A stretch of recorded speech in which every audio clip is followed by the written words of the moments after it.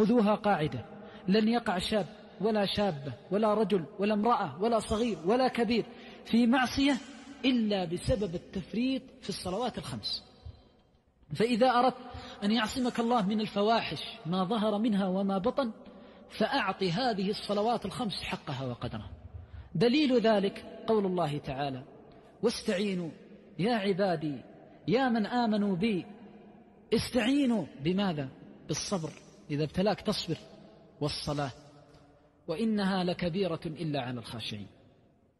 وقال تعالى في الآية الثانية: وأقم الصلاة، أقمها خالصة صادقة، إن الصلاة، ما قال والصلاة، إن حرف توكيد يثبت الأمر ويحتمه.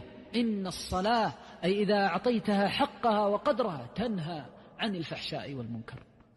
بمجرد ما تعطي الصلاة حقها في الوضوء، في الطهارة، بدل أن تأتي في الركعة الأخيرة تأتي على تكبيرة الإحرام، تأتي عند الأذان، بل تأتي قبل الأذان، لا يؤذن إلا وأنت في المسجد، فتخرج يوم تخرج من المسجد وأنت آخر من يخرج، فتنادي بتلك الدعوة وتصعد إلى السماء: حفظك الله كما حفظتني.